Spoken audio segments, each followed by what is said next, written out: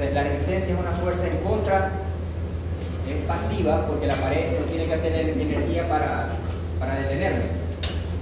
¿Sí? La pared no está empujando ni nada para detenerme.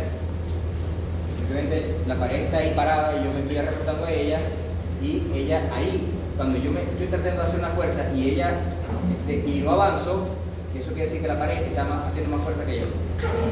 Es una fuerza pasiva. Para yo avanzar tengo que hacer más fuerza que la fuerza que está haciendo la pared para detener. Entonces, por eso entonces que si hay un tubo y el líquido está chocando con la pared, ¿qué dije que tenía que hacer yo para avanzar? Hacer más fuerza, ¿verdad? En el líquido, ¿cómo se llama la fuerza? Se llama presión. Entonces, para que un líquido avance por un tubo que tiene mucha resistencia, tiene que ejercer más fuerza. O sea, que se llama presión, tiene que hacer más presión el líquido. Igual, es prender la bomba o subirle intensidad a la bomba o abrir una llave. De esa manera nosotros aumentamos la presión y el líquido fluye. Bien. Entonces, tenemos aquí dos cosas. Primero, que el ancho del tubo. Mientras el tubo sea ancho, ¿qué pasa en el centro? Pasa más líquido libre sin chocar con la pared. ¿Ya? Pero dijimos que era el tubo, yo lo corto y me hace un círculo, ¿sí o no? Yo un tubo lo corto y lo miro así y me hace un círculo. ¿Y qué tiene el círculo? Tiene diámetro, tiene radio, ¿verdad? Tiene área, pi por r cuadrado. Entonces, un círculo tiene diámetro y la mitad del diámetro es el radio. Entonces, para yo saber qué tan ancho es el tubo, yo tengo que calcular su medida. O sea, que sería el diámetro y el radio. Bien. La presión, ¿cuánta presión hay en el tubo? La fuerza con que tiene que hacer el líquido para poder avanzar. Bien. Lo otro es que si yo tengo un tubo, tengo aquí una presión que me la manda una bomba, ¿verdad? Y en el tubo le meto agua, que está ocurriendo todo eso, ¿verdad? El agua que choca por la pared va más lenta y el agua que va por el centro va más rápido. ¿Sí? Okay, entonces aquí abre la punta de la manguera y el agua cae, ahí se la jala la gravedad y el agua cae. Entonces han visto eso cuando abre una manguera, ¿verdad? Ok, ahora ¿qué pasa si yo le meto, en vez de meterle agua, le meto melaza, por ejemplo? Yo le meto melaza, ¿va a caer igual así que el agua? No. ¿Verdad? El agua, la melaza va a caer más cerca a donde esté el tubo. ¿Por qué? Por la viscosidad. Entonces, la melaza es más viscosa. Por lo tanto, para que la melaza tenga la misma comportamiento del agua, ¿qué tengo que hacer? Más presión. Entonces ya vimos que depende el paso del líquido, entonces va a depender de abajo.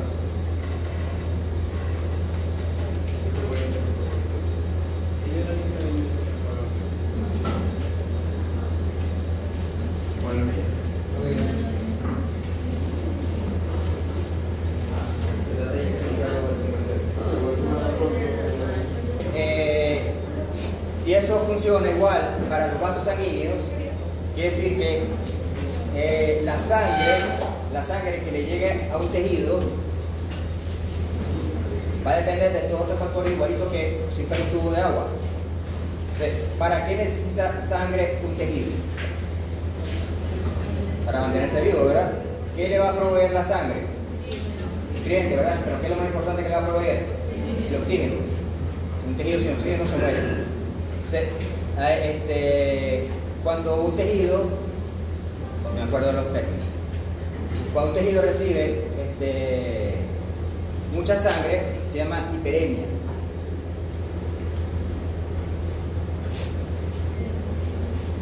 Eso quiere decir que los vasos sanguíneos están proveyéndole más sangre que lo que el tejido requiere en ese momento, o sea, normalmente. Se llama hiperemia.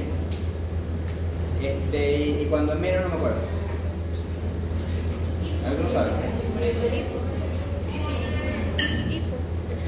Disminuye la perfusión, pero no sé cómo será el término médico. Bueno, esto lo busco. Eso quiere decir que en determinado momento un tejido puede exigir más sangre o un tejido puede disminuirle la cantidad de sangre. Por ejemplo, ustedes han visto cuando alguien se asusta que se no sé, aquí todos somos morenos, yo no lo pongo muy blanco que se diga, pero cuando alguien se asusta se le pone más pálido, ¿verdad? ¿Por qué se pone más pálido? Porque se le bajó la cantidad de sangre que le llegó a la piel. O sea, eso quiere decir que se le controló, se le redujo la cantidad de sangre que tenía que llegar a ese órgano, por lo tanto le bajó la cantidad de sangre. O cuando ven, por ejemplo, alguien que tenga los ojos como dos bolas, ¿verdad?, rojas, ¿verdad? ¿Han visto eso? Que alguien llega con los ojos rojos todos inyectados de sangre. Eso quiere decir que a esos ojos le llegó más sangre que lo que normalmente le debe llegar. Ese tiene una diferencia. Entonces, lo que quiero decir con esto es que a pesar de que la sangre va por un tubo y que ese tubo cumple con las normas de hemodinamia, eso no es igual que un tubo de agua. O sea, en determinado momento el cuerpo puede controlar el tubo para saber cuánta sangre le va a llegar al órgano, si le va a llegar más, si le va a llegar lo normal o si le va a llegar menos. Ustedes miran, si un músculo está haciendo ejercicio, ¿le tiene que llegar más o menos sangre? Más. Entonces, ahí el sistema nervioso central, el sistema nervioso autónomo, perdón, va a controlar la cantidad de sangre que le llega al músculo. ¿De qué manera? De estas tres cosas que están aquí. De esas tres cosas que estamos hablando. Entonces, ¿de qué depende entonces la cantidad, el flujo, la cantidad de sangre que le llega a un órgano? Un músculo, por ejemplo, un músculo haciendo ejercicio. ¿De qué depende eso? Bueno, primero depende de la presión, lo que estamos hablando aquí. Depende de la presión. O sea, si un músculo requiere más sangre porque está haciendo ejercicio, ¿qué es lo primero que se activa? Aumento de la presión. ¿Quién hace que aumente la presión? El corazón, ¿verdad? ¿El corazón cómo hace para aumentar la presión? Bombea más rápido, esa es una, ¿verdad? O sea, aumenta la frecuencia cardíaca. ¿Cuál es la otra? Dilatación del vasodilatación. Esa, estoy hablando del corazón. Bombea con más fuerza, exactamente. O sea, que se llama inotropismo, ¿se acuerdan de lo que hace pasar? O sea, el corazón, esta parte depende del corazón. Si un órgano requiere más sangre, entonces el corazón ¿qué hace? Late con más frecuencia, aumenta la frecuencia cardíaca y también aumenta la fuerza con que se contrae, el inotropismo. Entonces el corazón en ese ya cumple su parte para que aumente el flujo, que es aumentar su actividad en frecuencia y en fuerza. Ajá. ¿De qué otra cosa depende? La sangre que le llega al órgano va a depender del ancho del tubo. ¿Por qué? Porque ya dijimos que el radio mide qué tan grande es el tubo, pero las arterias no son tubos, sino que las arterias se pueden reducir su tamaño o pueden aumentar su tamaño, ¿verdad? Lo que llamamos vasoconstricción y vasodilatación. Entonces, si un músculo, ya dijimos, el corazón hace su parte, aumenta la frecuencia y la fuerza. Ahora vienen las arterias, hacen su papel. ¿Cuál sería el papel de la arteria? Para aumentar el flujo sanguíneo. Dilatarse. Si la arteria se dilata, aumenta la cantidad de sangre, flujo que le llega al órgano. Entonces, ese papel lo hace la arteria, lo que es el radio.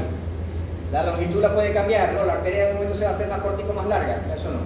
O sea que aunque la fórmula la incluye, esto es algo constante, porque una arteria no se va a hacer más corta ni más larga. La arteria solamente puede aumentar, disminuir su radio. Ok. Y lo otro de que depende el flujo de sangre es la viscosidad. ¿Quién da la viscosidad de la sangre? El hematocrito, exactamente. Muy bien. Entonces, el hematocrito, si yo tengo una sangre con un hematocrito muy alto, entonces, ¿qué pasó con la melaza? La sangre va a ir más lento. Porque si el hematocrito está muy alto, la sangre va a ir más lento. Entonces, ¿qué va a pasar con el flujo si la sangre tiene alto hematocrito? ¿Va a ir más rápido o más lento? Más lento. ¿Cuándo puede un perro tener alto hematocrito? Cuando está deshidratado. ¿Qué digo? Ajá, cuando está deshidratado. Si un perro está deshidratado, se le sube el hematocrito.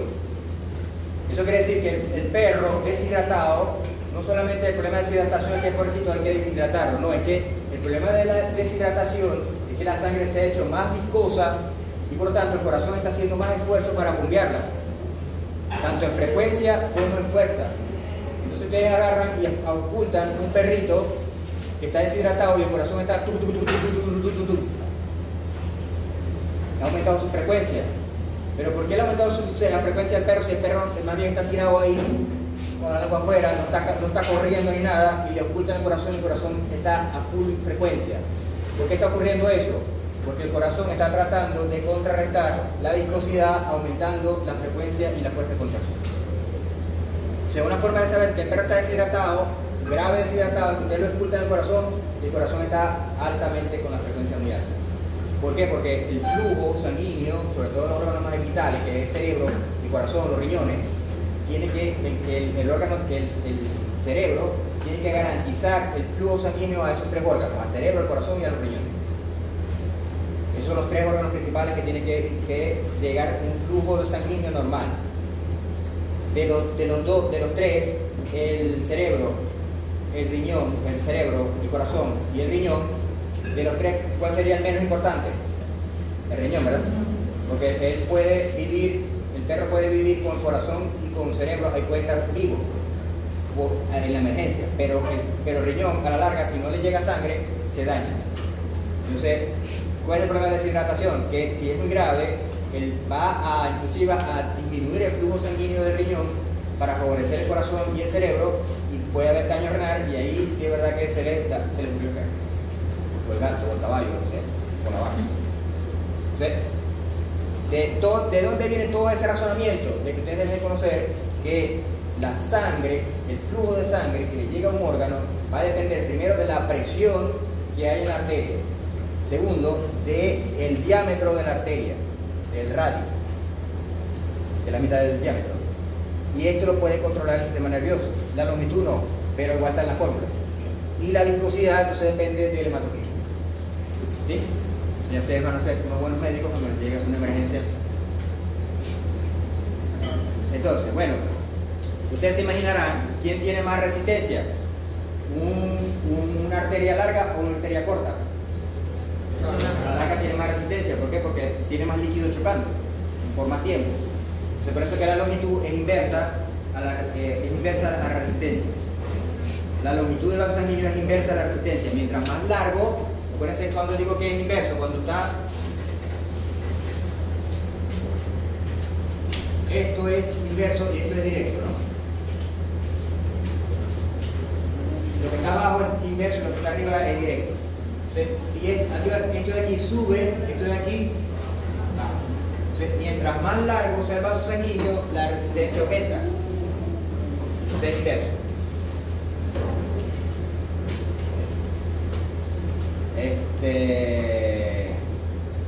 Bueno, esto lo hablamos. Entonces yo le pregunto al examen, ¿cuál es el factor sanguíneo que afecta el flujo? ¿Cuál es? La viscosidad. ¿Para quién hace la viscosidad?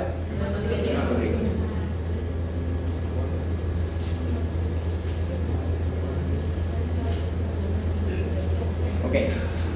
Entonces, la resistencia es si la sangre es más viscosa, mientras más viscosa, ¿qué pasa con la resistencia?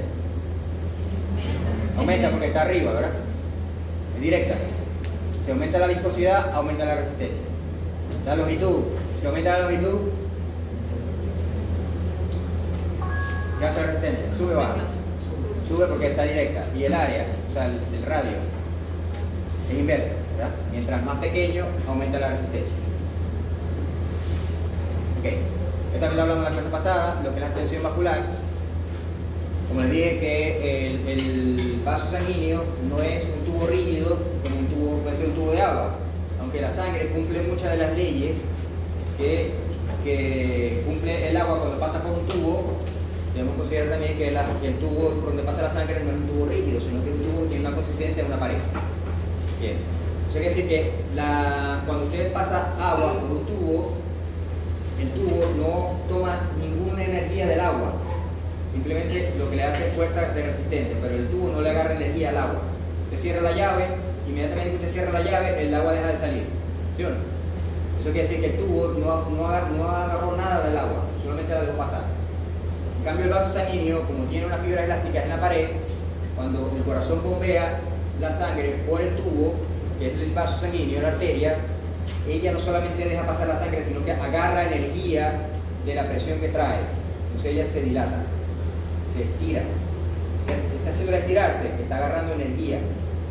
Pues el agua, o sea, el líquido, perdón, la sangre lleva energía, porque el corazón se la dio. Entonces, ¿qué hace el vaso sanguíneo? Agarra energía de esa que lleva la sangre y la agarra para él. Y el vaso sanguíneo se estira. Entonces, esto igual que un globito con el aire, que explicamos. Esto no es un globito, no es un condón, es un globito.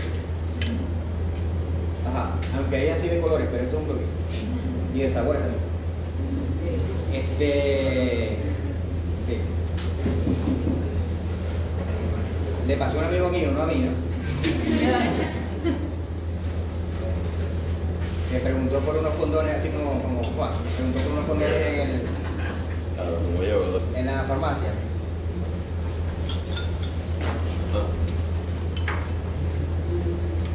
Y cuando le fue a preguntar, o sea, que en la puerta del vigilante, cuando uno sale, le revisan la factura y lo que uno compró, lo que mi amigo compró. Entonces resulta que en la factura decía preservativo no sé qué cosa por 3, o sea, X3. Entonces el vigilante, que era un chamo joven, empezó a sacar todo de la bolsa. Y entonces, mi amigo dice, ¿qué busca?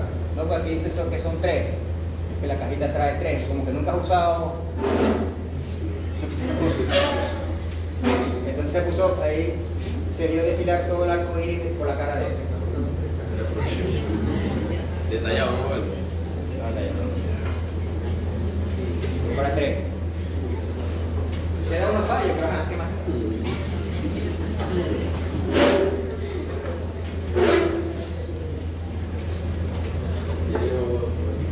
Ok. Entonces,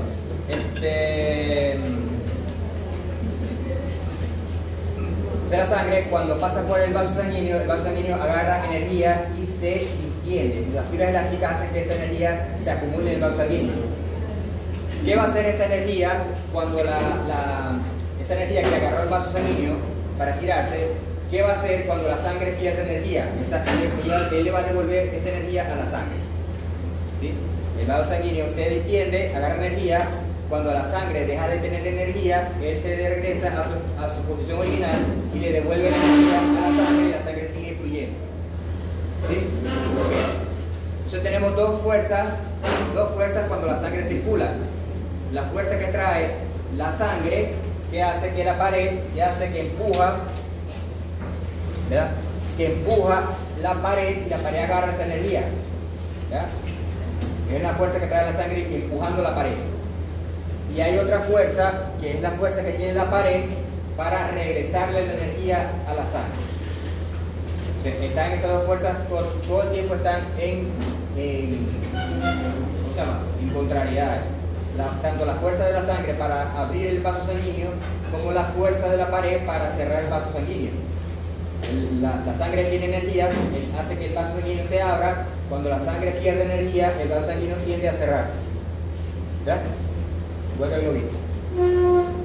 Ok, entonces, ¿qué pasa si las dos fuerzas están igualadas? Tanto la que trata de abrir el vaso sanguíneo como la que lo trata de cerrar están igualadas. ¿Cómo está el vaso sanguíneo? Está abierto, entonces puede pasar sangre.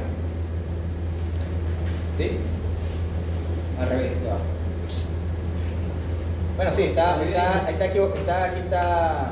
igualada. O sea, hay una fuerza, tanto la fuerza que abre como la fuerza que cierra se mantienen, no es igualadas. La palabra es equilibrio. Porque equilibrio no quiere decir igualdad, quiere decir que son iguales, no es que están igualadas, sino que tienen una sube, una está un poquito más alta que la otra, pero ese equilibrio mantiene una estructura del vaso sanguíneo que es mantenerlo abierto. ¿Qué creen que es importante que el vaso sanguíneo esté abierto? Claro, porque si el órgano va a recibir sangre, ¿por dónde le va a llegar si el vaso sanguíneo está cerrado? ¿Sí? Entonces, ¿qué pasa si la fuerza que lo tiende a cerrar le gana a la fuerza que tiende a abrirlo? Lo cierra. ¿Y va a llegar sangre al tejido? No. Entonces, las fuerzas que están en constante actuación en los vasos sanguíneos son dos, una que lo tiende a abrir y otra que lo tiende a cerrar. ¿De qué depende que esa fuerza esté en equilibrio? Que haya una cantidad, primero la presión que tenga la sangre, pero no solamente la presión, sino la cantidad de sangre. A ver. Entonces, esto se lo dije también la clase pasada, que la fuerza que tiende a abrir se le llama presión. Presión. Y a la fuerza que tiende a cerrar se le llama tensión. Tensión cierra y presión abre. ¿La presión quién la lleva? La sangre. ¿La tensión quién la tiene? La pared del vaso. ¿Sí? Esas dos fuerzas tienen que estar en equilibrio para que el vaso se mantenga abierto. Ok. ¿Qué pasa si la tensión le gana a la presión? Se cierra el vaso y por lo tanto el órgano empieza a sufrir de lo contrario a la hiperemia que lo va a jugar. Hipoxia. Hipoxia sí, pero hipoxia se refiere más al oxígeno. Hipoxemia. No, pero eso es al oxígeno. El tejido le puede llegar sangre y puede tener hipoxia. Ahí en Google decía isquemia o hipoxia. Isquemia. Isquemia, exacto.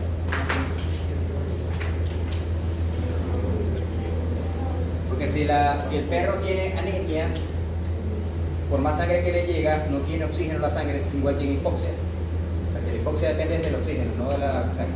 Pero claro, una isquemia produce hipoxia también.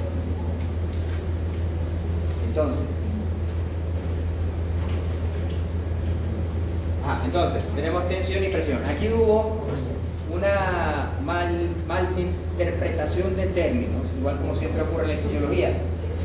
Entonces, y esa malinterpretación de términos se ha quedado como lenguaje normal. Por lo menos, si yo no voy a medir, que me ponga la chica aquí, ¿verdad? Y hago, me voy a medir ¿qué? La tensión. Pero yo no estoy midiendo la tensión, porque estoy diciendo que la tensión, se le llama tensión es a la fuerza con que el vaso cierra la pared. O sea, yo no estoy midiendo con eso la tensión, yo estoy midiendo con eso la presión, porque me está diciendo una presión sistólica y una presión diastólica. Yo estoy midiendo la presión, no estoy midiendo la tensión. Pero eso es una mala interpretación de términos que ha quedado como lenguaje normal. Eso para que ustedes cuando oigan que me voy a medir la tensión, no crean que se están midiendo la tensión. Se está midiendo la presión. Pero normalmente se llama tensión, pero no significa lo mismo que la tensión. ¿Sí me entiendes? Sí. Por ejemplo, cuando una persona dice, no, que yo soy hipertenso, eso no quiere decir que sus paredes son muy arrechas y quieren cerrar todo el tiempo los vasos. Quiere decir que tiene aumento de la presión, no de la tensión. Pero hay una mala interpretación de términos y se ha quedado así. Pero tiene que, de acuerdo al contexto que se está hablando, si estoy hablando de arterias, yo no puedo confundir la palabra tensión con la palabra presión. Ahora, si estoy hablando de médicos, de que me meto una tensión, ya saben que no se está refiriendo a la tensión, se está refiriendo es a la presión. ¿Sí? Ok. ¿Esto qué es? Entonces, ¿de qué depende que el vaso sanguíneo se mantenga abierto? Que haya presión, que la presión sea superior o equilibrada a la tensión. Si la presión baja, el vaso sanguíneo se tiende a cerrar. Cada vaso sanguíneo, cada tipo de vaso sanguíneo tiene una fuerza en la pared y que está equilibrada con la presión que mantiene. ¿Verdad? Entonces tenemos aquí, por ejemplo, la aorta tiene una presión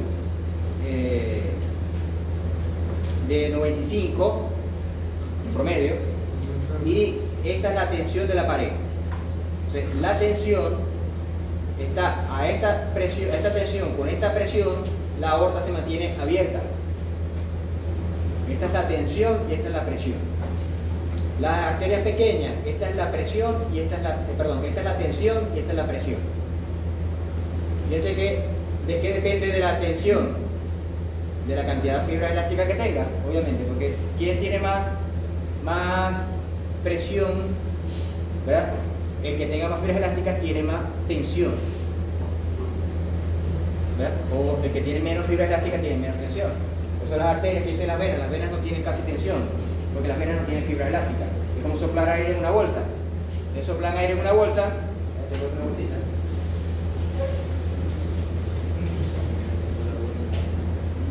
Yo soplo aire en esta bolsita y en la bolsita las paredes tratan de empujar el aire.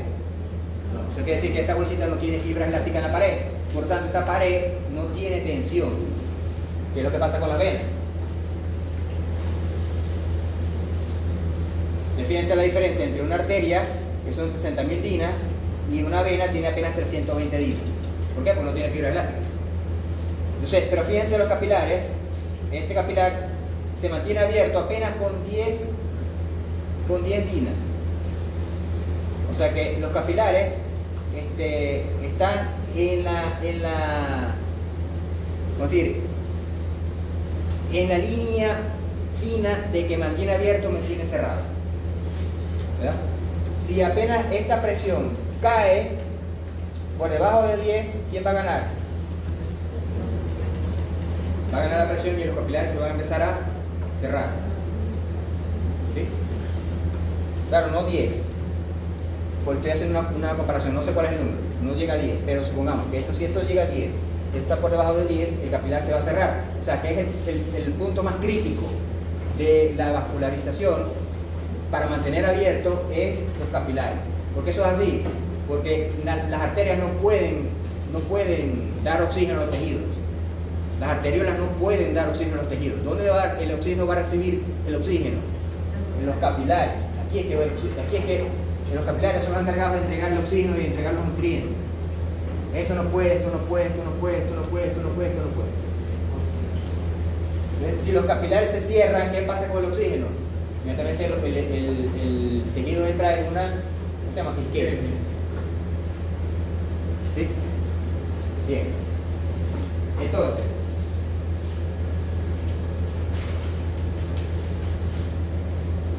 ¿cuándo puede primero, ¿de qué depende la presión? Ya saben la diferencia entre presión y tensión, ¿verdad? ¿De qué depende la tensión? De la cantidad de fibra elástica que tenga la pared. Si tiene mucha fibra elástica, la pared tiene mucha tensión. Si tiene poca fibra elástica, la pared tiene poca tensión. ¿De qué depende la presión? La presión de la sangre. Depende de la fuerza que le haya dado el corazón a la sangre.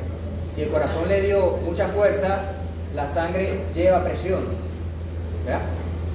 Ahora, también depende de la cantidad de sangre, del flujo. Porque si por una arteria pasa una cantidad de sangre, esa sangre, la cantidad de sangre también hace presión sobre la pared. O sea que depende no solo de la presión con la que viene, sino con la cantidad de sangre que hay en ese punto. Ok. Ahora, ¿cuándo caería la presión?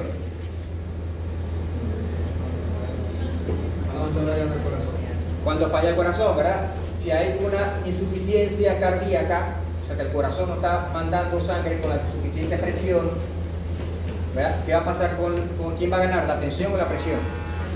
La tensión va a ganar. O sea, muchas veces, en muchos vasos sanguíneos, si el corazón no está mandando con la suficiente fuerza, los vasos sanguíneos más lejanos son los que se van a empezar a cerrar. Entonces empiezan los problemas de necrosis en los pies.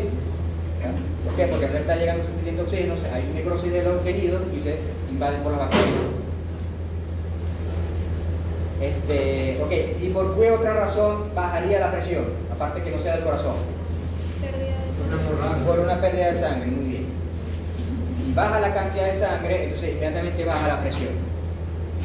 O sea, eso quiere decir que el primer problema de un paciente atropellado, que ustedes llegan a la consulta, es restablecerle la volemia. ¿Por qué? Porque si no le restablece la volemia, la tensión le va a ganar a la presión.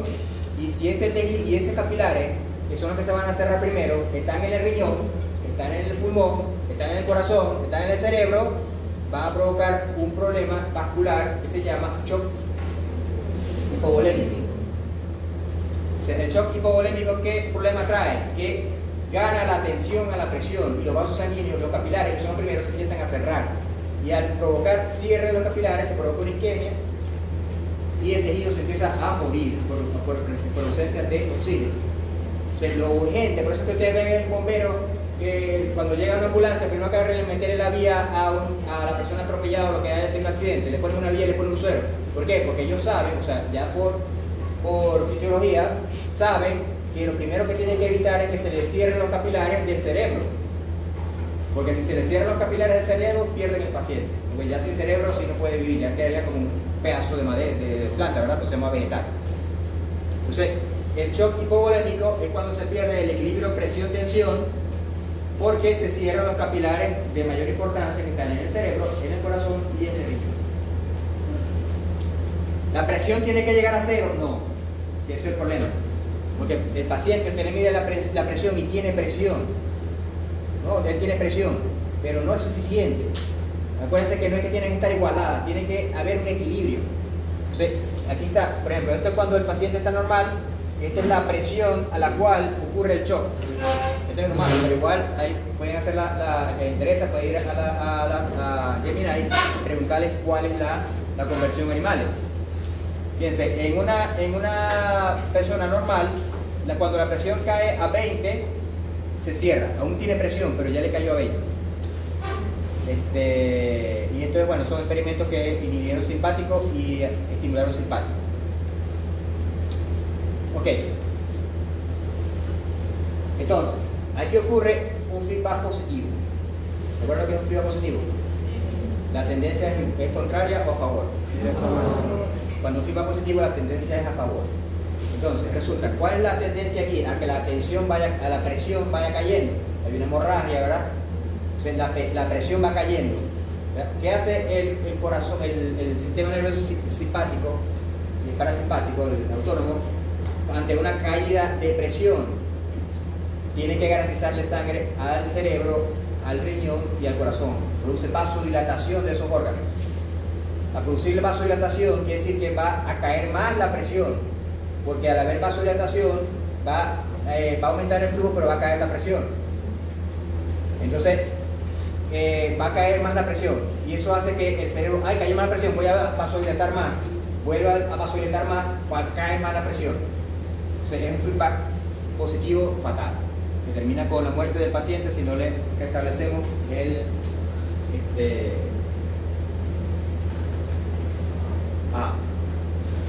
es otro punto que se llama la capacitancia. La capacitancia se refiere a la cantidad de sangre que puede alojar un vaso sanguíneo. Y eso depende de cuánta sangre él quiera mantener. Yo agarro poquita, yo agarro mucho. Un vaso sanguíneo que tenga fibras elásticas en su pared no quiere mantener la sangre. Él simplemente se tira y apenas tenga oportunidad, la bota la sangre, no la quiere mantener. Ese es el caso de las arterias, ¿verdad? Tienen fibra elástica, apenas reciben sangre, ellas la agarran, pero apenas se despide, la quieren botar. No quieren mantener sangre. En cambio, las venas son como la bolsita. La vena recibe la sangre, ella se aumenta, pero ella no está apurada por botar la sangre, pero la sangre puede estar ahí quieta, porque la pared no la va a empujar. Eso es lo que se llama que las venas pueden mantener la sangre almacenada porque no tienen apuro de sacarla. Entonces, ¿de qué depende la capacitancia? Que es la capacidad que tiene el vaso sanguíneo de almacenar sangre. Depende de la cantidad de fibra elástica que tenga, ¿no? Las venas no tienen casi fibra elástica, quiere decir que la sangre cuando llega ahí no tiene apuro por salir, no hay quien lo apure. Bien, entonces eso por eso que se dice que la sangre, las venas, son el lugar de almacenamiento de la sangre. Sin embargo, en las arterias tiene que haber sangre también, ¿verdad? Ok. Entonces, bueno, pasa que esto más que todo para Romano, no tienes que renovar esta clase. Pero igual te van a atender pacientes perros viejitos, porque la persona, no, que yo quiero que me dure el perrito un año más, en la clase. Aquí no, aquí bueno, póngalo a dormir. Pero en otro país, ustedes van a otro país, la gente paga dinero por mantener 6 meses más al perro vivo, perro viejo ya. Entonces, las arterias no es que no tengan capacitancia, las arterias tienen capacitancia también, lo que pasa es que es mucho menor de las venas. Pero, ¿qué pasa si la pared de la arteria se hace dura? Disminuye la capacitancia, porque ya no se puede dilatar, ya se transforma más en un tubo rígido. ¿Qué pasa con la edad? Con la edad se pierden fibras elásticas de las arterias y las arterias se hacen menos distendibles. Y eso hace que, primero, bueno, eso lo vamos a ver ahorita, que no puede almacenar sangre porque no se puede distender. Entonces, esto ocurre con la edad, que ya por eso se llama el envejecimiento, hace que las arterias disminuyen la cantidad de sangre que pueden mantener, porque los vasos sanguíneos pierden fibras elásticas, como digo, con la edad, con la inacción. Personas que no tengan inacción, que el corazón no esté bombeando, que no practique a bombear, entonces las arterias se van poniendo duras. Y en cambio las venas, no importa la edad que tenga, las venas se pueden dilatar, o sea, las venas se mantienen el almacenamiento. Bueno, ya hemos hablado de presión.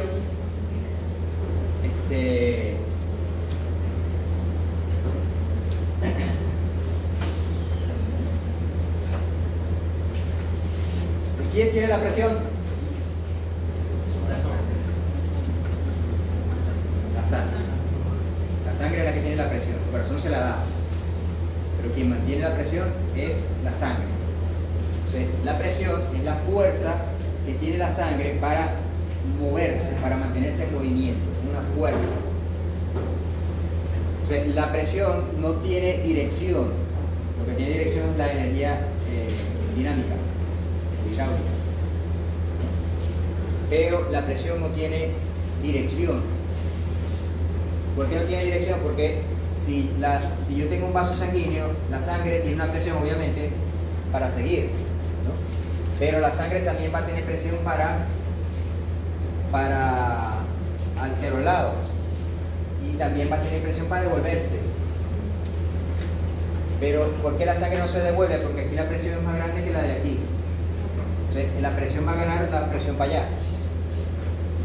Entonces, neto, la presión va hacia un solo sentido, pero como digo, la presión no solamente es hacia adelante, sino en todo sentido. Bien, entonces, la presión es la fuerza que tiene la sangre para moverse, pero eso no solamente le sirve para moverse, sino también para empujar, lo que estamos hablando ahorita, para empujar los vasos sanguíneos para que se abran. Okay. Todos los vasos sanguíneos tienen presión, pues están abiertos. Entonces, la presión que tienen las arterias se llama presión arterial. La que tienen los capilares se llama presión capilar. La que tienen las venas se llama presión venosa. Realmente la que se mide con la presión arterial, no la tensión, la presión. Bien. ¿Qué están haciendo ya aquí? Están empujando y el cajón se va a mover, ¿verdad? Pero el cajón está libre para moverse. No, él está rozando con el piso. Entonces, si ellos empujan un poquito, ¿van a mover el cajón? No. ¿Por qué? Porque la fuerza del piso en contra del cajón es más fuerte que la fuerza que ellos están aplicando. Ellos tienen que aplicar más fuerza sobre el cajón que la fuerza que le está haciendo el piso para retener el cajón. Tienen que empujar con una cantidad de fuerza necesaria. Dependiendo de la cantidad de fuerza que emplean, va a ser la cantidad de metros que se mueve el cajón o la velocidad con que se mueve. Ok, entonces ya sabemos que la presión la tiene la sangre. Ok, ¿qué presión tiene la sangre? La que le da el corazón. El corazón le da presión a la sangre. ¿Cuándo le da la máxima presión a la sangre? ¿En la sístole o en la diástole? En la sístole, ¿verdad? Y en la sístole es el momento en el que el corazón le da más presión a la sangre, que es cuando el corazón se está contrayendo. Entonces la sangre se llena de presión. Y el corazón entra en diástole, ¿le da presión a la sangre? No, ¿verdad? Entonces el corazón en la diástole no le da presión a la sangre. ¿Sí? Entonces, por eso que tenemos una presión donde el corazón está bombeando, o sea, está en sístole, el corazón está dando energía o presión a la sangre. Y en este caso llega a la diástole, la sangre, el corazón deja de darle presión a la sangre. Ya no se la entrega, porque está en diástole, está relajado. De sístole y diástole. Quiere decir que la presión que tiene la sangre al momento de la sístole se llama presión sistólica. ¿Por qué se llama presión sistólica? Porque es la presión que le está dando el corazón en la sístole. ¿Sí?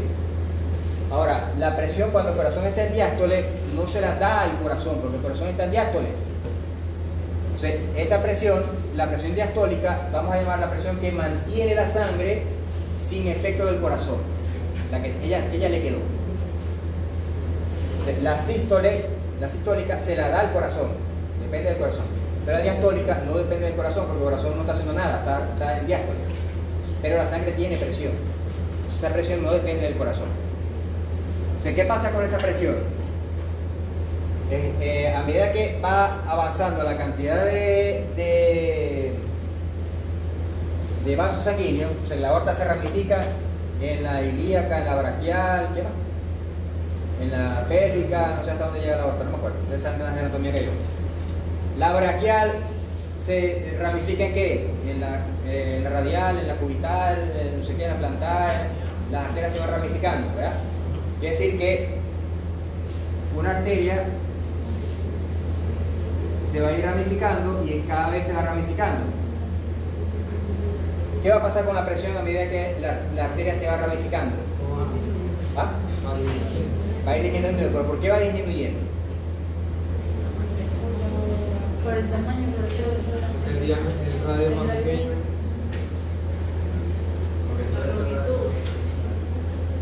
Radio de longitud. porque No, yo no he dado miedo.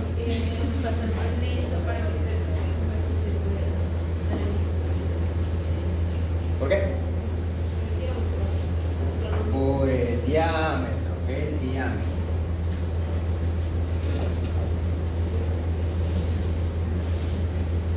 Por el área vascular. ¿Por qué por el área vascular? Porque dijimos que el área vascular era, si yo agarraba una salchicha, tenía un diámetro, ¿verdad?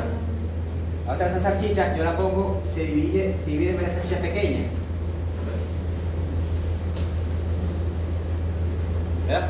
Pero si yo calculo el área de todas esas salchichas, ¿cuál es más grande? ¿Esta área o esta área? Ahora estas salchichas se van a dividir en salchichitas más pequeñas.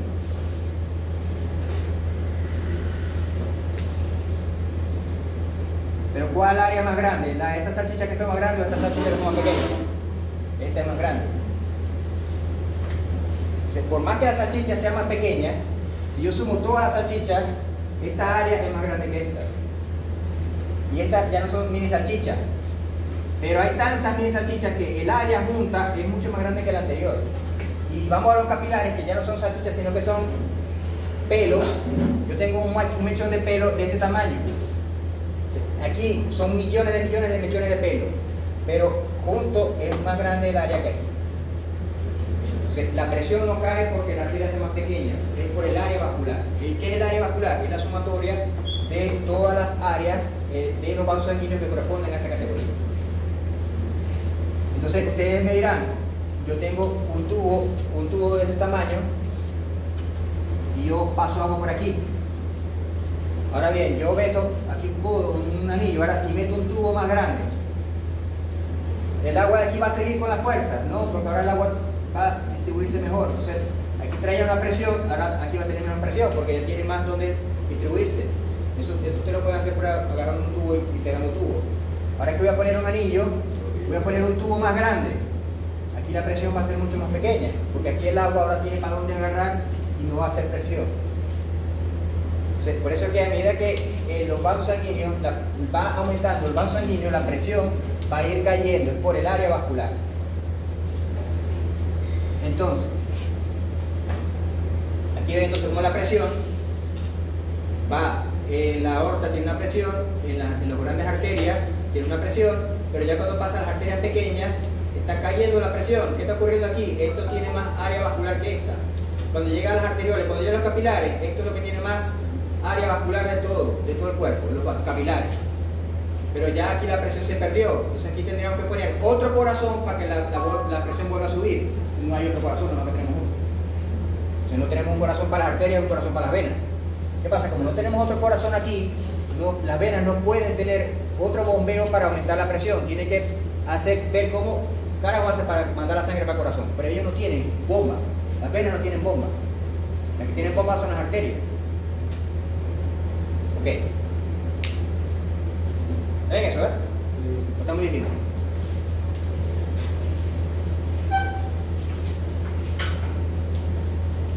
Esto de aquí se llama efecto Wien-Kessel. Efecto de Wien-Kessel. Parece una marca de cerveza.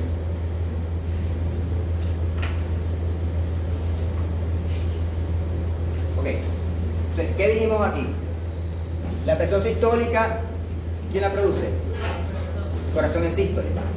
La presión diastólica, ¿el corazón produce esa? No, porque el corazón, pero eso no quiere decir que la presión cayó a cero. La sangre tiene presión. ¿De dónde salió esa presión? De la aorta. La aorta, aquí está el corazón, aquí está la aorta. La aorta, cuando el corazón le manda la presión sistólica, ella se aprovecha y agarra presión sistólica para ella. La aorta agarra esa energía para ella. ¿Y qué hace? Se dilata. Cuando la presión, el corazón deja de mandar presión, la sangre le devuelve la presión a la sangre, la aorta le devuelve la presión a la sangre. Por eso que la sangre va cayendo, no cae a cero, sino que va cayendo poco a poco, porque aquí la presión, esta que va cayendo, es producto de la presión que la aorta le está metiendo a la sangre. Cuando ya va por aquí, ¿qué hace el corazón? Entra de nuevo en sístole. Y entonces el corazón vuelve a aumentar la presión hasta llegar a la presión máxima sistólica. ¿Qué pasa aquí? El corazón entra en diástole. La sangre empieza a bajar porque el corazón ya no está mandando presión, pero esta presión no cae en cero, sino que la aorta se la está dando. Aquí que entra el corazón otra vez en sístole, vuelve a subir. ¿Sí? Por eso que entonces que hay una presión sistólica que depende de qué? Del corazón. Y una presión diastólica que depende de qué? De cuánta energía le ha dado la aorta a la sangre. O sea, presión sistólica y presión diastólica. La sistólica depende del corazón y la diastólica depende de la aorta. O sea, ¿qué pasa si la aorta está calcificada? No le va a poder dar presión a la sangre. O sea, no, que tengo alta la sistólica. Si tiene alta la sistólica o baja la sistólica, ¿de qué depende? Del funcionamiento del corazón. Pero si dice, no, yo tengo baja la diastólica, tienes problemas en la aorta. La aorta no le está dando energía a la sangre.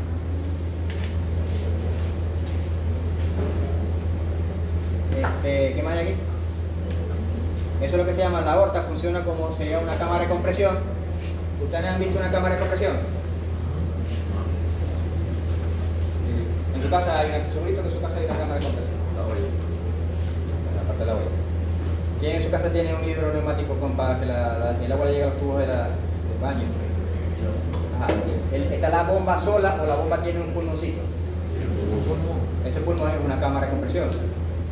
¿Qué hace? La bomba no le manda el agua directo al tubo para la ducha. La bomba le manda presión al pulmón. Y el pulmón es el que le manda la presión a los tubos para la ducha. Entonces, si usted apaga la bomba, ¿deja de salir agua al tubo? No, mientras la cámara de compresión tenga presión, va a seguir saliendo agua. Cuando ya la cámara de compresión deja de tener presión, ahí sí deja de salir agua. Entonces, eso es lo mismo que hace la aorta. La aorta es una cámara de compresión. Aquí hay varias mediciones que se hacen, sobre todo en humanos. Bueno, esta es entonces la diferencia de presión. La presión sistólica y la presión diastólica. La sistólica es la máxima, que es la máxima que llega con la sístole, y la diastólica es la mínima, pero es la presión que le mandó la aorta para que a la sangre. Creo que la semana pasada usted dijo que iba a hablar algo de la unidad de medida de la presión.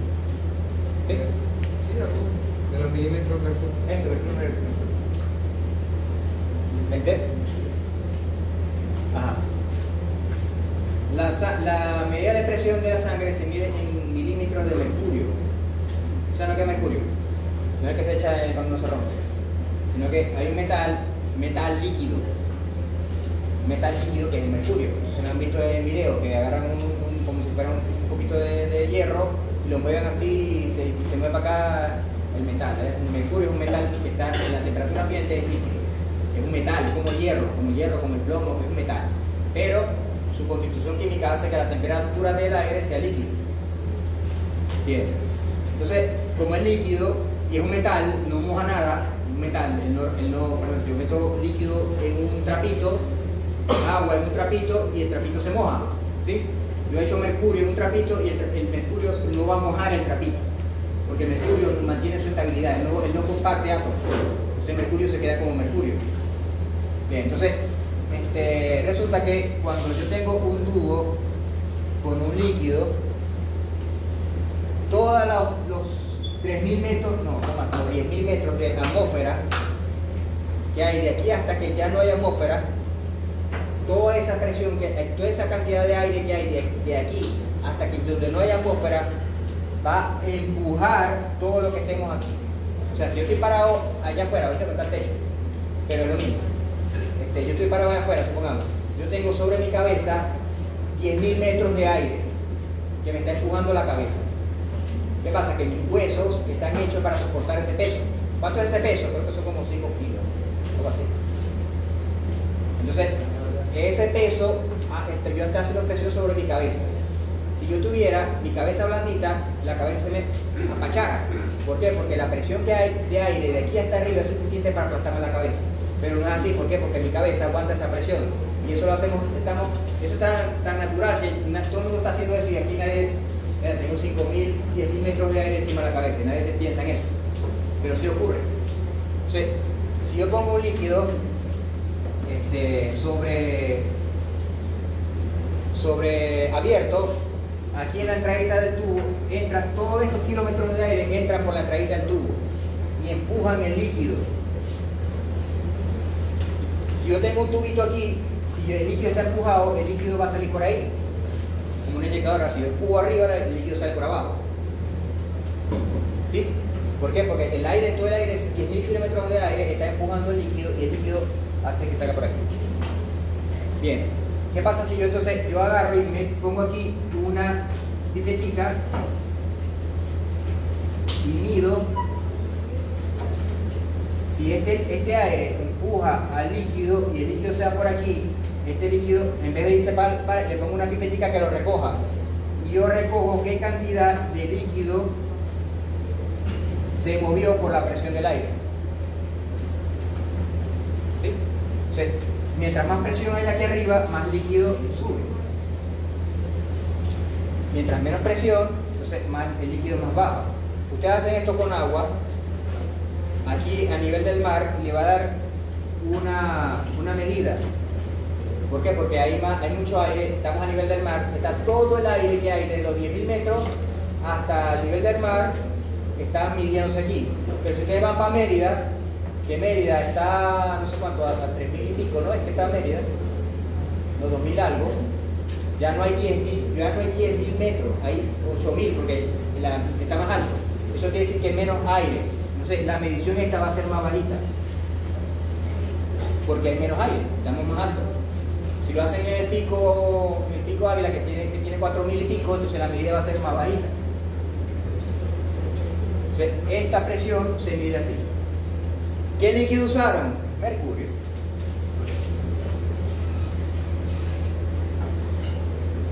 ¿Cómo se mide esto? En milímetros. Entonces, la presión que hay se mide en milímetros de... Entonces, esa medida, como no tenían ningún equipo electrónico cuando inventaron eso, ¿qué vamos a medir? No, vamos a medir unos milímetros. ¿De qué líquido? De mercurio. Vamos a hacer algo, vamos a ponerle esa medida, le llamamos milímetro de mercurio. Y entonces esa medida de presión se llama medida de milímetro de mercurio. Entonces, la presión atmosférica se mide en milímetros de mercurio. ¿Cuánto es la presión atmosférica? 1080. 780 milímetros de mercurio, ¿no es? La presión atmosférica. Y a medida que se sube, baja. Entonces, como eso lo inventaron para medir la presión de la atmósfera, y entonces los médicos dijeron, entonces yo voy a usar esa misma medida, la voy a usar para la presión de la sangre. Entonces la sangre se mide en milímetros de mercurio, porque la presión que desplaza la sangre es una varilla que antes ustedes van a un hospital de esos viejos y todavía tienen el tensiómetro, es una vaina así, de metal con una columna que parece un termómetro, y esto está conectado entonces a la bombita y a la. ¿Y qué tiene este termómetro de adentro? Mercurio. Entonces, ahí se mide, la tensión se medía en milímetros de mercurio. La temperatura también. La temperatura no se ve en milímetros de mercurio. Tiene mercurio, pero no se ve. Entonces, pero ahora el equipo electrónico no tiene mercurio. Ustedes hacen y el bichito hace pip, pip, pip, pero está graduado en milímetros de mercurio. ¿Sí? Esa era la pregunta. ¿Expliqué o no? Sí. Por eso que esto es mm en milímetros y hg es. En algún momento lo supe. Bueno, porque los nombres de los elementos químicos están en latín. Entonces estas siglas Hg es mercurio en latín. Por eso que la plata no es, el signo de la plata no es P. El signo de la plata es AG. ¿Verdad? Porque ¿cómo se llama la plata en latín? Argentum. Entonces por eso que Argentina se llama Argentina. Porque Argentina tiene un río que era brillante y los que estaban por ahí le decían que el río parecía plata. Entonces como la plata se dice Argentum, entonces ese río se llamaba el Argentum. Pero la gente empezó a hablar en español, entonces no le pusieron río de Argentum, sino río de la Plata. Pero que lo habla Argentum y Argentina se llama Argentina por Argentum, por la Plata. No sé más que un cubito. No te llamas Viva. Ah, Viva Argentum viene de Plata. Ok. Bien, entonces hay en la medida de presión, ahí tenemos la presión sistólica y la presión diastólica, pero tenemos algo aquí que es la presión media. La presión media es la media entre la sistólica y la diastólica. La presión media es la presión de la diastólica y la sistólica. Si yo tengo una media de dos medidas, por ejemplo, yo tengo en un examen saqué 10 y en el otro examen saqué 15. ¿Ya? ¿Cuánto es la nota promedio? 12.5, ¿verdad? Por ahí. Pero esa nota está en el medio entre el 10 y el 15, ¿verdad? En todo el medio. Pero la presión media, ¿dónde estaría el medio de esta línea? El medio de esta línea estaría como por aquí. Entre este y este, ¿verdad? Este es como en la mitad. ¿Sí o no? Ok, pero ¿por qué esta línea está por abajo de la mitad y es una media? Porque la sistólica la presión es mayor que la tensión. Es que si yo tengo un valor alto y un valor bajo y saco un promedio, el valor promedio me va a dar justo en el medio de los dos valores. ¿Sí o no? Si tiene 10 en un examen y 11 en el otro, el promedio es 10,5, la mitad exacta. ¿Sí o no? Ok, pero ¿por qué aquí no da la mitad exacta? Entre 120 y 80 no da la mitad exacta.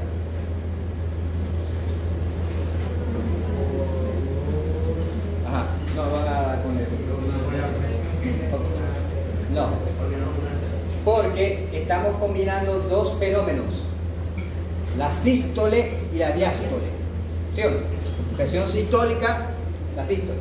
Presión diastólica, la diástole. Si los dos eventos tuvieran la misma duración, el promedio fuera en el medio. Pero no es la misma duración. ¿Quién dura más, la sístole o la diástole? La diástole dura más que la sístole. Por eso que el promedio se baja hacia la diástole, porque la diástole dura más que la sístole.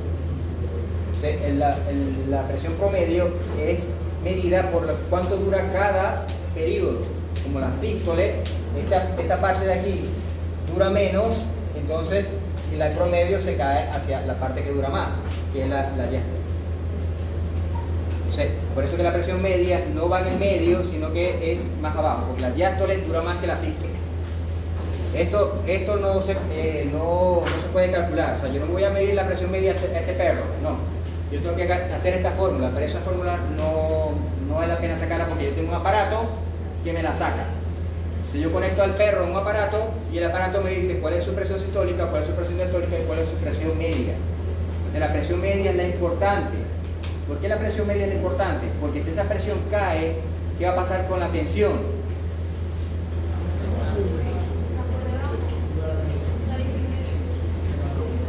Hola, durmiendo. La presión cae, la tensión aumenta. Aumenta la tensión. No, eso no es. Yo lo expliqué cuando estaba durmiendo. Aumenta la tensión. Ajá.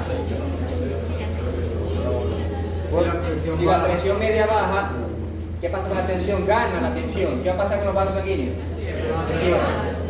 Lo que se monitorea en un paciente no es la presión sistólica y la presión diastólica, es la presión media. Porque la presión media es lo que va a decir si hay suficientes vasos sanguíneos abiertos para darle sangre a los tejidos. Por eso que en una maquinita que conecta a un paciente que ha ido en la UCI, los pacientes están conectados a una maquinita que tiene un monitor. Ese monitor está todo el tiempo monitoreando la sistólica y la diastólica, pero está calculando la media. Y el médico lo que revisa es la media. Porque es lo que va a indicar si está ganando la presión o está ganando la tensión.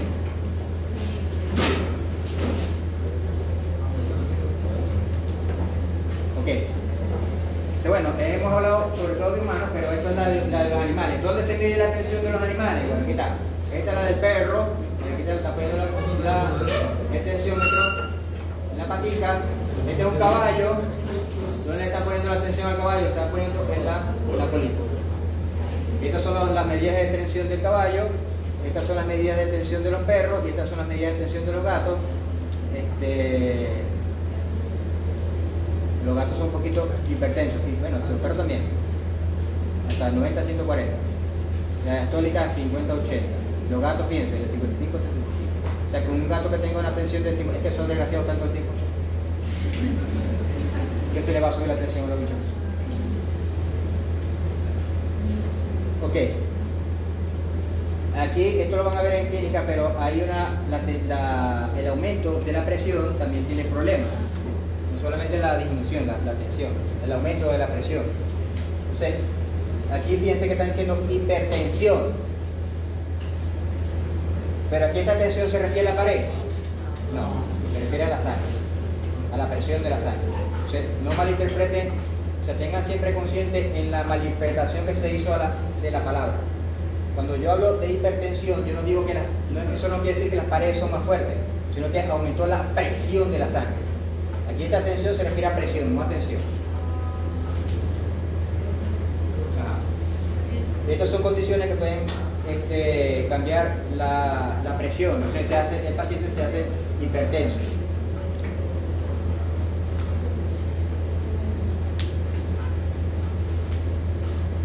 Ok. Entonces, la presión arterial depende de dos cosas. Depende del gasto cardíaco, ¿por qué? Porque, ¿qué es el gasto cardíaco? La cantidad de sangre que pasa por el... La cantidad de sangre que sale del corazón. En un minuto. Bueno, o sea, es la cantidad de sangre que sale del corazón en un minuto. Eso es gasto cardíaco. Cantidad de sangre que sale del corazón en un minuto. ¿Cómo se calcula? De acuerdo al volumen sistólico multiplicado por la frecuencia cardíaca. Ok. Entonces ya sabemos que el gasto cardíaco depende del corazón, ¿verdad? La cantidad de sangre que bombea el corazón en un minuto. ¿Y esto de qué depende? La resistencia periférica. Ya vimos que la resistencia periférica dependía de tres cosas, que son que el radio, la presión, el radio y la longitud y la viscosidad. La presión inicial, final, el radio, la longitud y la viscosidad.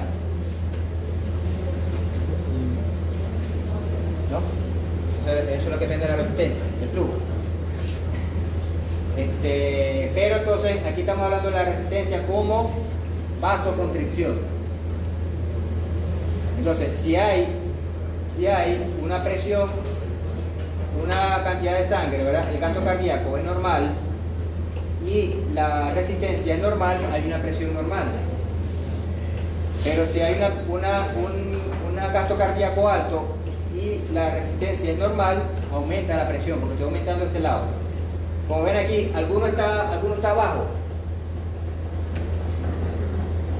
Esto es una multiplicación o una división. Quiere decir que los dos están arriba, no hay nada abajo. O sea, abajo simplemente es uno. O sea, si los dos están arriba, son directos o inversos. Directo. Entonces quiere decir que el gasto cardíaco, se aumenta el gasto cardíaco, ¿qué pasa con la presión? Aumenta. Y si aumenta la resistencia periférica, ¿qué pasa con el gasto cardíaco? Aumenta. ¿Cómo se aumenta la resistencia periférica? Principalmente por vasoconstricción. ¿Eso es lo que estaba dando la imagen ahí? Vasodilatación es que el vaso se dilata. Esto no es normal. Normal. Vasoconstricción. ¿Qué pasó con el diámetro? ¿Con el radio? Se redujo. ¿Y qué pasa con la vasodilatación? ¿Qué pasa con el radio? Si el radio disminuye, ¿qué pasa con la resistencia? Aumenta. Y si el radio aumenta, ¿qué pasa con la resistencia? Disminuye. ¿Quién controla el gasto cardíaco? La frecuencia cardíaca y el volumen sistólico. Y el volumen sistólico, ¿quién lo controla? Sobre todo la inotropía. ¿Quién controla la resistencia periférica? Los vasoconstrictores y los vasodilatadores. Aquí sobre todo está la catecolamina, que es el simpático. Así que decir que la presión arterial está controlada por todo lo que afecta el gasto cardíaco, que está de este lado, y todo lo que afecta la resistencia periférica, que está de este lado. Si una persona es hipertensa, no le van a decir, tu hipertensión es por esto. No, porque la hipertensión depende de todo esto. O sea, ¿qué hace el cardiólogo? Tiene que investigar a ver si la presión viene producto del gasto cardíaco, o si la presión viene, el aumento de la presión viene por el aumento de la resistencia periférica. ¿Qué le va a medicar el médico al paciente? Dependiendo de dónde esté el problema. Porque le puede recetar algo para el gasto cardíaco, o sea, ya controlando la función del corazón, controla. Pero también le puede recetar algo para la resistencia periférica, un vasodilatador, o puede combinar los dos, o puede poner un diurético. ¿Qué hacen los diuréticos? Aumenta la orina. Si aumenta la orina, bajo la bulimia, baja la presión. Si se le ha puesto medicina. Bueno, este es humano sobre todo, pero fíjense que ¿quién controla la presión arterial? Todo esto que está aquí, ¿verdad? Y esto por aquí, de eso que todo ese mollero que hay ahí, algunos controles son nerviosos, simpáticos, parasimpáticos no tanto, pero simpáticos. Sustancias hormonales y a largo plazo el riñón. ¿Quién controla la presión? Lo controlan unos receptores que se llaman baroreceptores. Baro viene de barómetro, que barómetro es lo que ya acabo de explicar aquí con el mercurio. Ese aparato se llama barómetro. Entonces, por lo tanto, también los barómetros, imagino que el que inventó eso era Baro González. Se llaman baroreceptores. Entonces, esos receptores están ubicados en la aorta, están ubicados en las carótidas, y también tiene el hipotálamo tiene baroreceptores. De manera que la presión arterial siempre se está monitoreando. Y llega el momento en que si no, la presión arterial no se controla por medios nerviosos, la presión va a aumentar y la presión le puede dar un infarto. Pero el sistema nervioso está tratando desesperadamente de controlar la presión de una persona que está hipertensa, pero no puede. Por eso es que se sube. Esto es el simpático. Dijimos que el parasimpático casi no tiene acción, ¿verdad? Solamente en algunos vasos. Solamente es el simpático el que tiene acción sobre los vasos.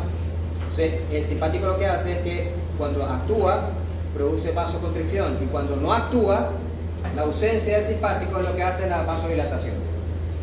No hay efecto contrario del parasimpático. Si actúa el simpático, hay vasoconstricción. Si deja de actuar el simpático, hay vasodilatación. Estos son sustancias que controlan la presión arterial. La catecolamina, ¿por qué? Porque son del simpático. El sistema renal, que lo vamos a ver ahorita, o lo que alcancemos.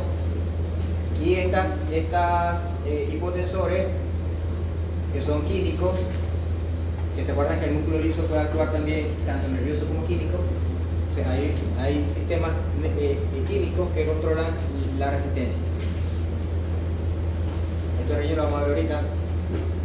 Ok, entonces le dijimos, si una persona tiene hipertensión, el médico no de una vez ya le va a poner como cuando el carro lleva con un pitón parado, el mecánico dice, no, hay que cambiar esta bujía y el carro sigue. La diferencia, la persona viene con hipertensión, que es el síntoma, y ya yo sé qué es. El médico no puede saber qué es si no se le hacen los análisis, que puede ser de la vasodilatación, puede ser del corazón, puede ser de la sangre o la combinación de todo. Sí, el problema de hipertensión es complejo, no es que llega como un mecánico a tomar esto. El médico cardiólogo tiene que investigar cuál es la causa de la hipertensión, y dependiendo de la causa de hipertensión va a poner un tratamiento que puede ser un vasodilatador, un inhibidor simpático, un diurético o un bloqueador del sistema de renina-angiotensina. Pero esto, o la combinación de varios. Realmente dicen, hay una medicina para conocer que se llama, para atención, que se llama Valsartán. No sé si hay su papá alguno o alguien la toma. El Valsartán viene combinado, viene solo combinado con diuréticos. Entonces quiere decir que si el Valsartán actúa sobre los sanguíneos, y si le ponen diurético, actúa también sobre el riñón. ¿Cómo se mide? Bueno, ya sabemos que la tensión se mide, es que está hablando del viejo y el nuevo, son digitales.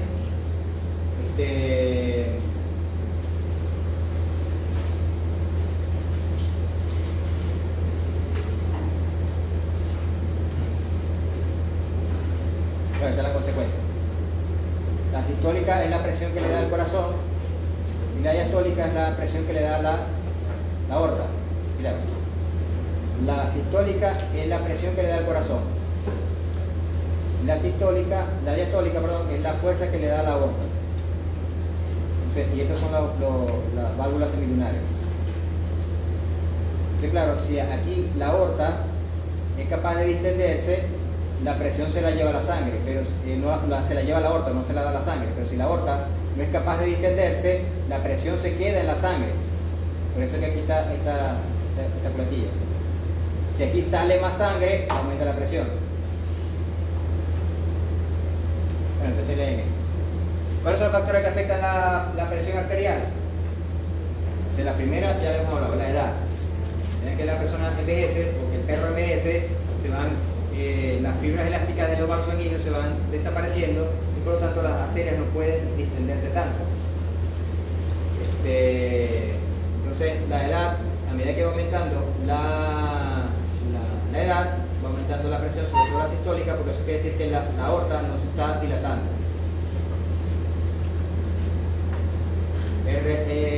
Otra cosa que afecta la presión es la postura. O sea, la persona que está acostada, la gravedad no está ejerciendo ningún efecto, porque toda la sangre está recibiendo la misma gravedad. Pero al ponerse de pie, la sangre de la cabeza tiene más, la sangre de los pies tiene todo el peso de la sangre en contra. Entonces, la postura, uno se para en la cama, se para, como estaba haciendo los slides, se cambia de postura.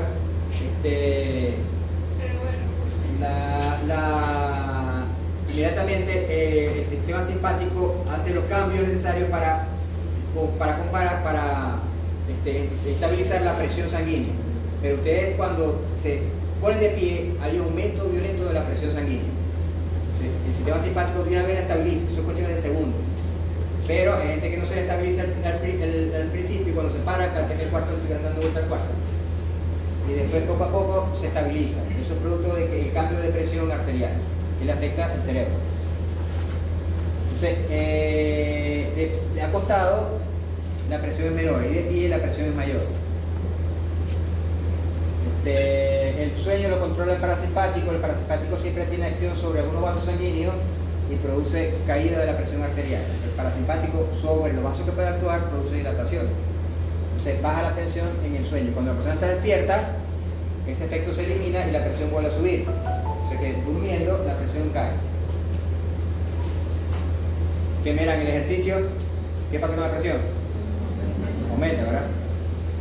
Sí, la presión normal va desde 120 a 80, una persona haciendo ejercicio le puede llegar a 160, 180 la presión normal, porque el corazón está aumentando el gasto cardíaco.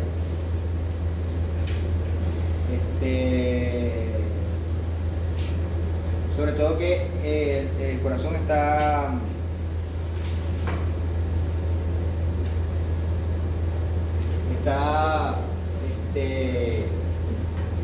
Ese ruidito me gusta porque me cae una transferencia.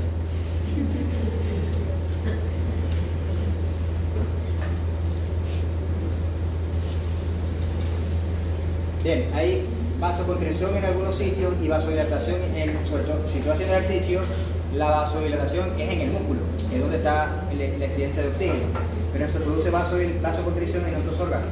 O sea, eso lo que quiere decir es que hay órganos que tienen aumento de la presión porque hay vasoconstricción y hay órganos que, producto de la vasodilatación muscular, hay baja de la presión, pero en general debería aumentar la presión. El embarazo, esta es la curva de la presión en el embarazo de la mujer. Generalmente cae la presión y después ya al final de la gestación sube. O sea que generalmente el embarazo, la mayor parte del tiempo produce es baja de la tensión. Si a la mujer se le sube la tensión, está en riesgo de lo que se llama la eclampsia. Entonces, la eclampsia en la mujer, la eclampsia es una condición en la cual se produce una tormenta con rayos y centellas. Porque la palabra eclampsia significa eso, una tormenta con rayos y centellas y peor que una tormenta. Cuando una tormenta así que ven que las matas están cayendo, eso los griegos, los royales decían eclampsia. Entonces, cuando una mujer le da eclampsia, le da convulsiones, queda tirada en el piso con la panza, queda tirada en el piso ahí convulsionando. Y la aumenta y se elimina la función renal, empieza a orinar proteínas, lo vamos a ver ahorita. Eso se llama eclampsia, cuando la mujer ya tiene eclampsia. Entonces, ¿qué tienen que monitorear los médicos? Los médicos tienen que monitorear que no entre en eclampsia, pero eso se llama pre-eclampsia. Porque si ya está en eclampsia, hay que correr, porque se va a morir el feto, o se va a morir la madre, o se van a morir los dos. Entonces, el médico, para prevenir la eclampsia, monitorea la preeclampsia. La preeclampsia, lo que es que tiene que monitorear la orina y tiene que monitorear la presión arterial. En la perra, como también convulsiona, que quisieron hacer lo mismo. En la perra quisieron hacer lo mismo. La perra está convulsionando, vamos a llamarlo eclampsia también. Pero no es lo mismo. Porque la eclampsia en la mujer se da por presión sanguínea. En cambio, la eclampsia en la perra se da por nivel de calcio. La baja nivel de calcio en la perra le produce convulsiones y se parece a las convulsiones de la eclampsia. Por eso que le pusieron el mismo nombre, pero no es la misma causa. O sea, en la perra le da eclampsia por la baja de calcio. Es más, la perra le puede dar eclampsia después del parto. Y eso no ocurre en la mujer. La mujer le da eclampsia solamente si está embarazada. Si no está embarazada, no le da eclampsia. En cambio, a la perra le llaman eclampsia a una convulsión que le da después del parto, que es por la hipocalcemia. Entonces, pero eso no es, o sea, el nombre, la causa de la cosa no es igual en el humano que en la perra. Fíjense que no, que la perra le dijo, cuando ustedes agarran arrechera, hay catecolaminas y se le sube la presión. Bien, el pulso, es un signo vital. ¿Qué es un signo vital? Son como esos signos. ¿Por qué es un signo en un síntoma? ¿Saben por qué es un signo en un síntoma?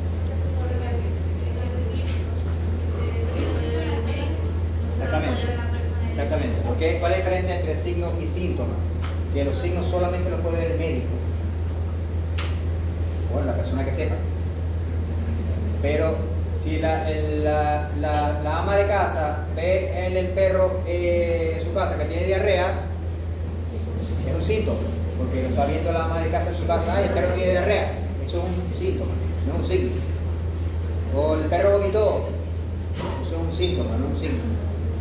Pero que el perro tiene 40 grados de temperatura, eso es un signo, porque hay que tomar un instrumento médico para medirlo.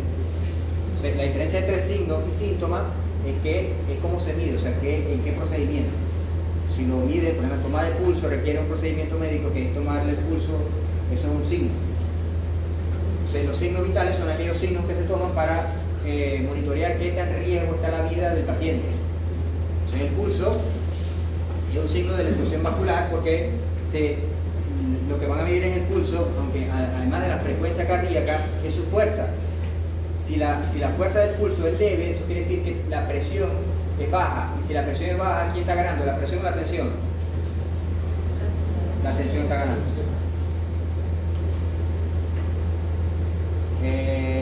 Ya faltan pocas.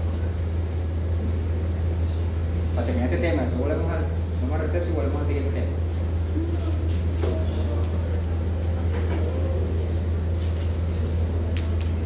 Ok, entonces la microcirculación. Ya hablamos del sistema del corazón, de las arterias, de las venas. Ahora vamos al sistema de intercambio. El sistema de intercambio que son los capilares. El sistema de intercambio, los capilares, como se acuerdan que les dije por allá en algún momento de la clase, los capilares son los vasos sanguíneos más finos y no son ni arterias ni venas. ¿Por qué no puedo saber? Bueno, en la dirección de la sangre puedo saber, porque la dirección de la sangre es anterogrado o retrogrado. Tampoco se sabe la dirección de la sangre, porque ya está llegando y... Entonces, ¿se acuerdan que los vasos sanguíneos tienen una pared? A ver. Sí, la verga también tiene pared. Entonces, los vasos sanguíneos tienen entonces una pared, y en la pared tiene varias capas, ¿verdad? Que dijimos que era, la más interna se llamaba... Después venía una capa de músculo liso, después venía una capa por fuera de tejido conectivo. Y aquí están también las fibras elásticas. ¿Sí? ¿Cuántas capas tiene un vaso, un capilar? Una sola. Le borramos toditas las capas, y lo más que tiene el endotelio. Entonces, los capilares solamente tienen endotelio. ¿Por qué? Porque claro, a ellos se les tiene que salir lo que tienen adentro. O sea, ellos tienen que dejar salir el oxígeno, dejar salir los nutrientes, y si tienen muchas capas no van a poder. Inclusive ellos tienen unos huecos. O sea, el endotelio de los capilares tienen unos espacios que no tienen nada. Tienen unos huecos, y por esos huecos se salen las cosas. Sale el agua y el oxígeno sale por ahí. Entonces, ¿cómo se quita esto?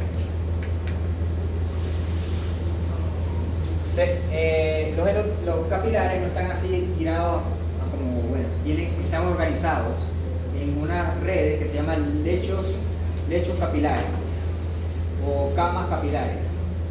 Por ejemplo. Mira, lecho capilar. O sea, el lecho capilar es la forma en la que están organizados los capilares. O sea, como no es que estén así tirados, sino que arranca una arteria, en este caso una arteria muy pequeña que se llama arteriola. Ella se divide en capilares, hace una red capilar y luego todos de nuevo se vuelven a reunir para salirse entonces por una vena muy pequeña que se llama vénula. ¿Ya? Se arranca una arteriola, se abre en un lecho capilar y ese lecho capilar se reúne y sale por una vena que se llama vénula. Entonces esa red capilar se llama lecho capilar. Ajá. La sangre que va por aquí, que tiene la sangre tiene dos partes, ¿verdad? Parte líquida, que se llama ¿cómo? Plasma. Y la parte celular, que es donde está toda la célula. Okay. Entonces,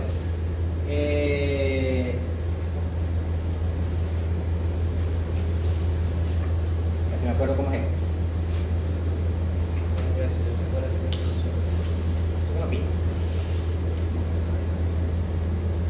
Uno tenía al revés. Sí, la tapita la tengo al revés. Vamos a voltear, no puedo pintar. Si esto es un capilar, de lo que recordamos hace rato, ¿verdad? ¿Quién tiene la presión? La sangre. O sea que la sangre, aquí va un capilar, aquí va la sangre tiene una presión. La presión de la sangre, ¿en qué dirección tiene? Hacia adelante, ¿verdad? Pero también hacia las paredes. O sea que la presión va tanto adelante como hacia arriba y hacia todos lados, hacia las paredes.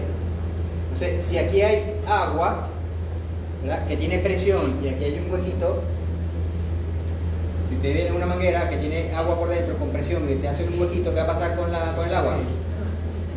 Se va a salir. Entonces, estos huequitos, producto de la presión, va a hacer que el agua se salga. Pero ¿qué pasa con el glóbulo rojo? O los demás células sanguíneas.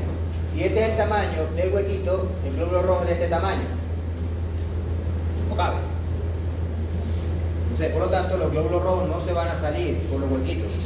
Pues los huequitos son más pequeños que los glóbulos rojos. Estos huequitos, como ustedes recordarán, se llaman poros.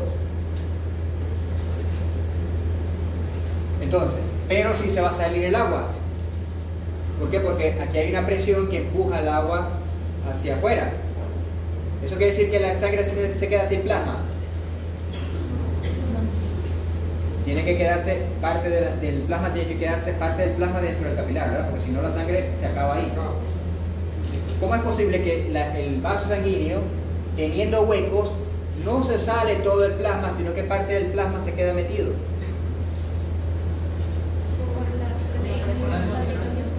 Por la presión oncótica, muy bien, ahí está escrito, ¿verdad? ¿Qué es la presión oncótica? Una presión osmótica ejercida por las proteínas. Entonces, si aquí están las proteínas que no son tan grandes como los glóbulos rojos, pero son más grandes que los poros. Las proteínas son más grandes que los poros, quiere decir que tampoco se salen. ¿Sí? Entonces, si las proteínas no se salen, también van a estar presentes en el plasma, ejerciendo una presión oncótica. ¿Qué hace la presión oncótica con el agua? ¿La empuja o la jala? La jala. Quiere decir que el agua se quiere salir, pero la presión oncótica dice, hey, ¿para dónde va? Y la vuelve, evita que el agua se salga. ¿Qué tanta agua se sale? Lo que la diferencia, el equilibrio entre la presión hidrostática y la presión oncótica. O sea, el agua se va a salir, porque sí se sale. Pero ¿qué tanta agua se va a salir? Lo que la proteína con la supresión oncótica permita. Entonces, se sale agua, se empieza a salir cuando esta presión osmótica, si esta agua se empieza a salir, la sangre se empieza a concentrar, ¿cierto? Y esa concentración hace que suba la presión oncótica hasta un momento en el cual ya el agua no se sale. Por más que este cuerpo está abierto, el agua no se sale. Porque la presión oncótica mantiene jalando el agua en el plasma y no se sale más agua. O sea, quiere decir que aquí, en el principio del capilar, se empieza a salir mucha agua, pero ya cuando el agua se empieza, ya no se sale agua, ya no se sale agua, ya no se sale agua y ya no se salió más agua. ¿Por qué? Porque aquí la presión hidrostática era mayor que la oncótica, pero a medida que la sangre se fue concentrando, la presión oncótica se equilibró con la hidrostática y ya no se sale más sangre, más agua. O sea, eso es lo que se llama la ley de Starling. O sea, la ley de Starling es la que explica cómo hay la relación entre la presión hidrostática y la presión oncótica, permite el filtrado, o sea, que se salga agua de los capilares. Es la ley que controla, o sea, que explica cómo se controla ese mecanismo de salida de agua de los capilares. Fácil, ¿verdad? Y las proteínas tienen esta especificación específicamente para eso. Ajá, muy importante tu intervención. ¿Cuáles son esas proteínas? ¿Cuáles son? ¿Quién dijo? ¿La qué? Albumina. Me gusta más decir la albúmina. Sí, la albúmina sérica, fíjense que hay dos tipos de proteínas en la sangre, en el plasma. La albúmina y la globulina. Son dos tipos. La albúmina es como la albúmina del huevo. Es albúmina. O sea, ¿te has visto el huevo que tiene una partecita clara y una partecita amarilla? La partecita clara, que después se cocina el huevo y se pone blanca, eso es albúmina. Y es albúmina. Y esa misma albúmina o parecida es la que circula por nuestra sangre. Se llama albúmina. Y esa albúmina no tiene ninguna otra función que estar ahí, ejerciendo presión oncótica. Algunas que tienen funciones, pero la mayoría de la función de la albúmina es mantenerse ahí, aumentando la presión oncótica. Entonces me dirán, ¿y dónde se produce esa albúmina? ¿Dónde se produce la albúmina? En el hígado. Y si el hígado está enfermo, ¿Qué pasa con la cantidad de albúmina? ¿Y qué pasa con la presión osmótica si la disminuye? ¿Qué pasa si hay baja albúmina en la sangre con el agua? Aumenta, entonces sale más agua porque no hay quien la mantenga dentro, ¿verdad? Entonces hay más aumento de agua saliéndose del intersticio, y cuando haya agua en el intersticio, ¿cómo se llama eso? Edema.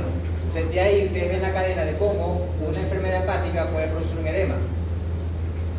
La enfermedad hepática produce una hipoproteinemia, o sea que baja la albúmina, y la albúmina no hace presión osmótica, la sangre se sale del capilar y se produce un edema. Es un perro con hepatitis, que el virus de la hepatitis es un ¿qué? ¿Lo sabe? Es un adenovirus. Ese virus, cuando se transmite a través de la saliva y de la orina del perro, el perro se contamina con hepatitis, se inflama el hígado, se produce hipoproteinemia, y al perro con hepatitis se le producen edemas. Por eso, porque ustedes saben fisiología, pueden saber por qué el perro con hepatitis se le produce edema. Entonces ustedes afocan ahí al dueño del perro. Ok. Entonces, ¿qué ocurre aquí? Ocurre todo el intercambio de la sangre con todo eso, ¿verdad? En este caso, una forma de que el sistema simpático controle la cantidad de sangre que le va a llegar a un tejido se llama perfusión.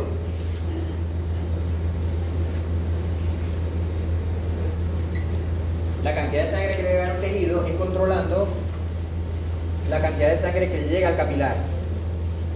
Por eso que aquí hay unos esfínteres, y esos esfínteres son controlados nerviosos, o sea, son controlados por el simpático. Entonces, si una persona se asusta, ¿qué hace la persona cuando se asusta? Se pone pálida, dijimos, ¿verdad? ¿Por qué se pone pálida? Porque el simpático le cerró todos los esfínteres y le bajó la perfusión a la piel, y no le entra sangre, se pone pálido. ¿Qué hacían cuando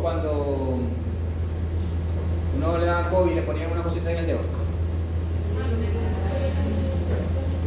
Ese cosito que le ponían en el dedo funcionaba una combinación de, yo creo que nadie al final sabe exactamente cómo funciona el aparato, pues. Pero lo que hace es que manda una onda de luz a través de la uña. Por eso que la persona que tiene la uña pintada no puede ponerse los oxímetros. No, que no te piensen, va a morir. La persona que tiene la uña pintada, ¿qué coño te va? Entonces, pasa un rayo de luz por la uña y la recibe del otro lado. ¿Qué está haciendo esa luz? Está atravesando los capilares del dedo. ¿Qué mide el cosito? ¿Cuánta luz atraviesa? Si atraviesa mucha luz, quiere decir que poca luz, que está muy claro los capilares, porque pasó mucha luz. Entonces mide qué cantidad de capilares están llenos de sangre. Y eso es lo que mide el oxímetro. Por eso que uno cuando tenía COVID le ponían cositos en la uña. Y tiene que ver con que lo que está midiendo es la circulación sanguínea en los capilares de la punta del dedo.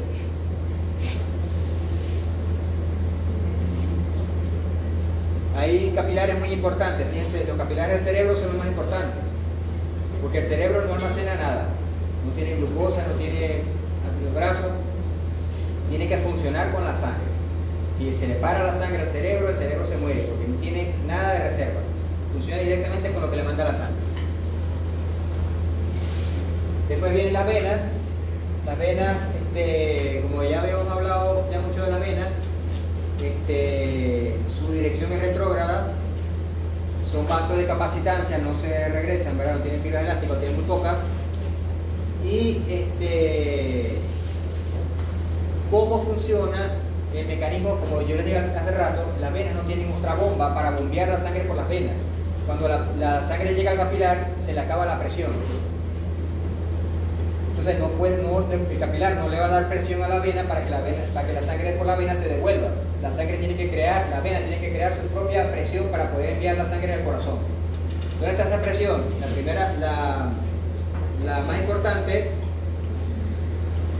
la última, es la bomba muscular esquelética. O sea, a medida que la vena va pasando por los músculos, regresándose, el movimiento muscular hace que comprime la vena, la apachurra a la vena. Y la vena, con ese apachurramiento, empuja la sangre. Pero como ustedes, si ustedes apachurran algo, puede salir por arriba, puede salir por abajo, ¿verdad? Si yo apachurro algo aquí, me sale por arriba, me sale por abajo. Las venas evitan eso ¿con qué? Con la válvula. Entonces, cuando el músculo apachurra la vena, la sangre que trata de ir hacia abajo no puede, porque está la válvula, solamente puede ir hacia arriba. Entonces, ese apachurramiento de las venas, o sea, la compresión de las venas por los músculos, es lo que va haciendo que la sangre vaya circulando hacia el sentido del corazón. Luego, cuando ya llega un vaso sanguíneo que ya es bastante grande, cuando la aurícula se vacía, cuando nosotros respiramos, se crea una presión negativa que succiona la sangre. Entonces eso hace que ya cuando está la sangre en los grandes vasos, la sangre ya no necesita empujarla, sino que el corazón mismo se encarga de jalar la sangre. Porque hay una presión negativa en la aurícula y hay una presión negativa en el tórax cuando uno respira. Entonces esa presión negativa succiona la sangre y la lleva hasta el corazón.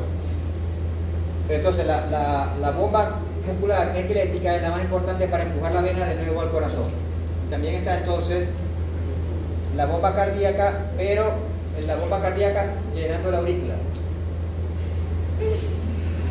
No voy a ver ciego.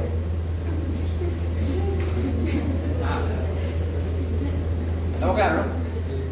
Entonces le pregunto al examen, ¿cómo funciona? No sé, estaba mirando un murciélago cuando está aplicando esto. Por último, está de este sistema, están los linfáticos.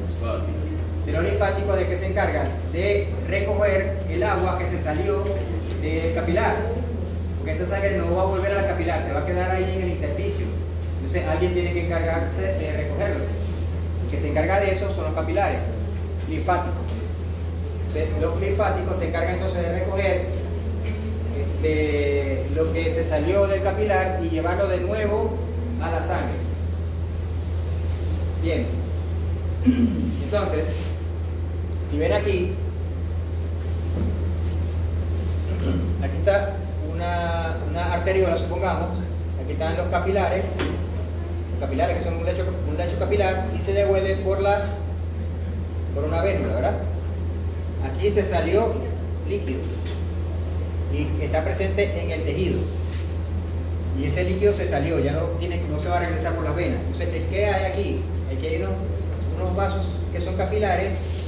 Estos capilares recogen ese líquido, se van reuniendo en el linfático, y ese entonces es el que se encarga de sacar ese líquido del tejido. ¿Dónde se produce el edema? Pero no hemos hablado de edema. ¿Dónde se produce el edema? Primero, ¿cuáles son las causas del edema? Ya dijimos uno, que se saca demasiada agua. Sale demasiada agua, los capilares no son capaces de recoger tanta agua, están ahí desesperados, pero no son capaces y se acumulan y se produce un edema. ¿Cuál es otra forma de que se produzca un edema? Exacto, que aumente de proteína intersticio. Siempre hay, porque todo hay proteína. Pero la otra forma de que se produzca el edema es que estos capilares estén bloqueados. Si hay algo que bloquea estos capilares, no hay suficiente agua saliéndose, entonces eso es un edema de origen linfático. O sea, el edema de origen vascular es porque se filtra demasiada agua, y el edema de origen linfático está obstruido los linfáticos. Hay unos parásitos que se alojan en los linfáticos y producen bloqueo de los linfáticos. Pero no me acuerdo qué iba a decir yo aquí. Ok, entonces supongamos que aquí llega una bacteria, ¿ya? Y se aloja en el tejido. O sea, aquí empieza una bacteria o un virus, empieza a afectar el tejido. Entonces, ella, al estar aquí, es muy poco probable que se vaya por la sangre. Es más probable que la bacteria se vaya por el linfático. Entonces, cuando ella se va por el linfático, ella va a empezar a invadir el vaso linfático. Entonces, ¿qué inventó la naturaleza? Unas alcabalas. Se puso aquí una alcabala que se llama ganglio linfático, y cuando una bacteria se va por aquí, no puede llegar a la sangre sin pasar por la alcabala. Cuando llega al ganglio, dice: ¡hey! Esto es una bacteria. Entonces el linfático lo que hizo fue establecer esas alcabalas en los vasos linfáticos para evitar el paso de bacterias, de microorganismos de los tejidos a la sangre. Y esos son los nódulos linfáticos que uno palpa por aquí cuando uno tiene inflamado un ganglio. Quiere decir que la linfa que viene del tejido está infectada con algo, y el ganglio linfático se aumenta. Usted le toca los cables al perro, que está por aquí, lo obliga.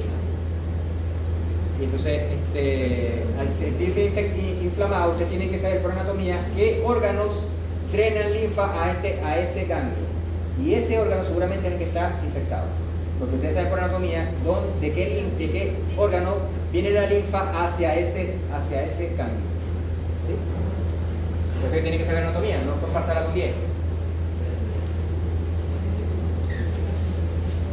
Ajá. Entonces, los vasos linfáticos son muy importantes en la absorción digestiva. ¿Por qué? Porque ¿qué es más contaminado que viene que la comida? Te agarra un pedazo de lo que sea, ay, no me lo como. Va al intestino, full de bacterias, el estómago mata muchas, pero siempre pasan algunas al intestino. Esas bacterias van a pasar, se van a atravesar la pared y no pueden ir a la sangre. ¿A dónde van? A los linfáticos. Los linfáticos se encargan entonces y también va al vaso portal o al hígado. Son importantes en la absorción digestiva. Circula alrededor de 2 a 4 litros por día de linfa. Los vasos linfáticos tienen una clasificación dependiendo de su ubicación. Hay unos vasos linfáticos iniciales y otros son recolectores. Los iniciales son los capilares linfáticos, que son muy parecidos a los capilares, pero no tienen válvula y no tienen músculo liso. ¿Por qué? Porque los demás sí tienen. Los recolectores sí tienen. En cambio, los iniciales, que son como los capilares, no tienen. ¿Dónde están? En la mayoría de los tejidos, pero están sobre todo en el intestino y el músculo esquelético. A diferencia de las venas, ellos mueven propiamente su sangre, lo que llevan por dentro, la linfa. Tienen una bomba muscular, lo que produce ellos no tienen peristalsis, lo que tienen son estos. Entonces, los recolectores son los linfáticos más grandes, tienen válvulas, tienen músculo liso y tienen musculatura que le produce una peristalsis.